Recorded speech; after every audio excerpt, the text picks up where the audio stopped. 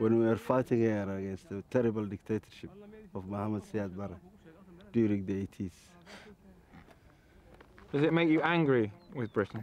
Well, not really angry. I'm angry more because Britain is not recognizing Somaliland, not because they didn't take part. I think we defended ourselves, we defeated Siad Barre's military here, but at least they should have realized that Somaliland need their recognition. When Britain, the former colonial power, left Somaliland, the Cold War was raging. The Soviets and Americans were soon struggling for control of the entire region. The runway here is one of the longest in the world. It's 4.5 kilometers long.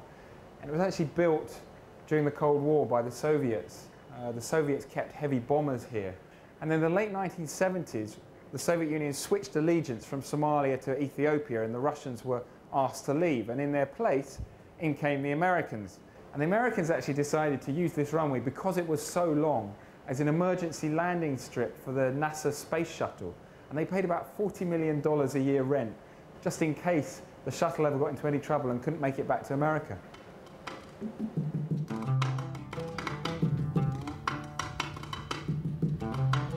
Can you see the dust devils? There's one, two, the second one's splitting into two. Are they dangerous? No, They're just dust. Yes, dust. They cover you in dust. There are roughly 3.5 million Somalilanders.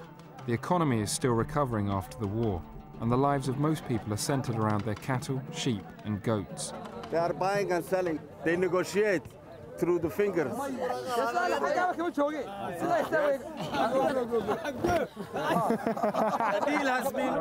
what have you just bought? Can we ask? For that group of livestock, each head $30.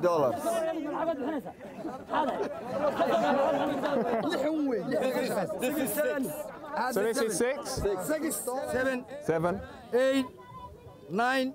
9. 5. 4. 3. 5. 2. Yeah.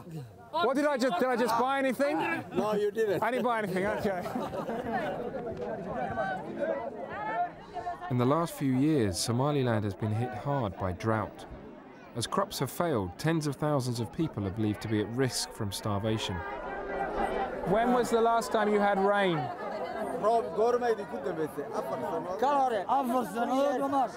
2 years. 2 years. This is the worst drought in 30 years.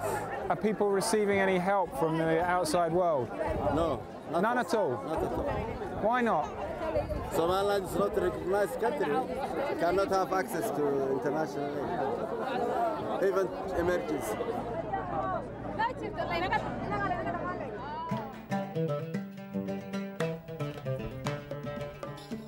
We travelled on to Hargeisa, the capital of Somaliland. The city was emptied and virtually destroyed during the war, but Somalilanders have worked hard to rebuild.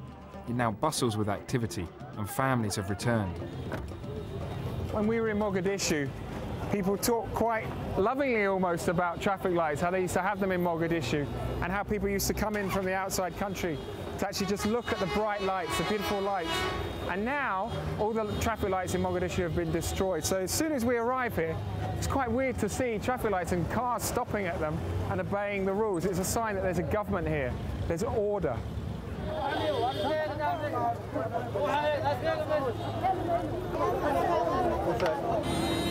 Unfortunately, everybody obeys the lights here. Now they've turned green, our driver has vanished. What do you mean by that?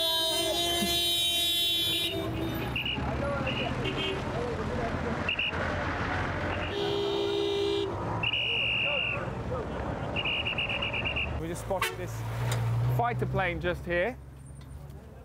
So what is this a memorial to? The bombardment that took place in Hargeisa in 1988. So this plane was used to bomb this city? Yes. How many people died during the bombardment? According to human rights organizations, 50,000 people. 50,000? But I believe more died. That's why people are very, feel strongly about being independent, so that such things don't happen again.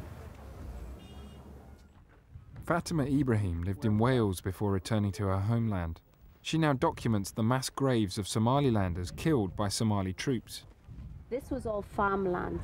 The farmland has stopped because each time the farmer brings in the bulldozer to try and cultivate his land, they come up with bones.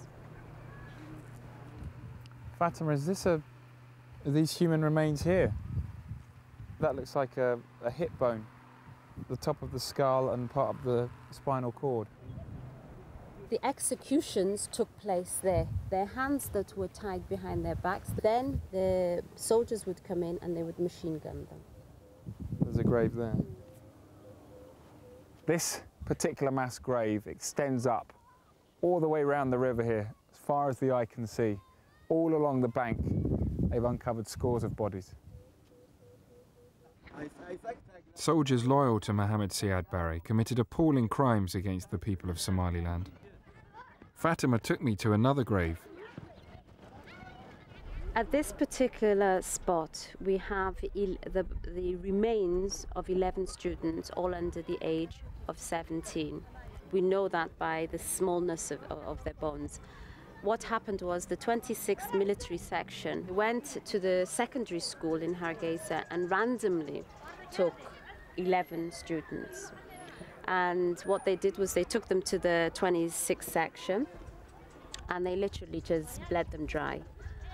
Once they died, their remains was buried here, as you can see. So just so we understand, the students who've been buried here, they were basically used as blood banks by soldiers to provide blood for other wounded soldiers. And then when they were bled dry, almost literally, their bodies were just thrown out like garbage or something. Yeah.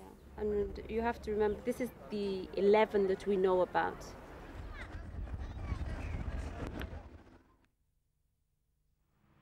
Unlike Mogadishu, the capital of Somaliland seems quite organised. The local hospital is named after its founder.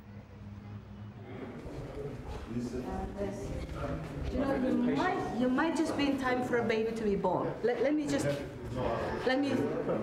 I'll wait here.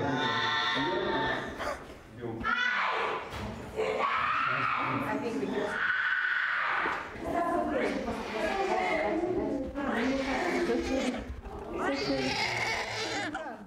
Somaliland's latest citizen, a 4.5-kilo baby boy, had just arrived. But Edna's hospital also cares for other patients. This child was born with a congenital heart problem. He needs surgery. He needs a heart operation. Anywhere else it wouldn't be that difficult. What do you need? Well, we need the expertise and we need the facility to be able to carry out an open heart surgery. None of that is available in Somaliland. Is that partly because you're not recognised? We don't exist. Cardiologists won't come here to work with us because they think of us as Somalia.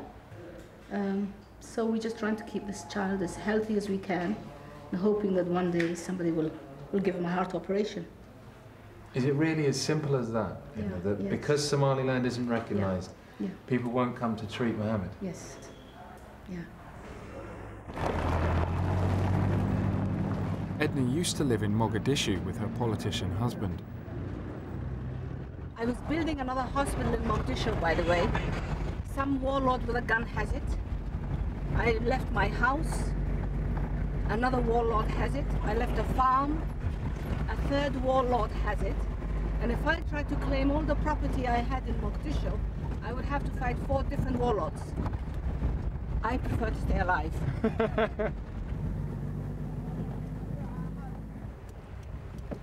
So where are we now? We're in the presidency. So this is the president's office building? President's building, offices, cabinet meeting. Edna is also the foreign minister of Somaliland. Wow. So we're just interrupting. Salam alaikum. So you can see here, this is the meeting of the Somaliland government, all the senior politicians, and Edna, who we're just with, is over here. I think we should leave you to run the country, and we will go outside. But thank you very much for letting us see. Thank you, Mr. President.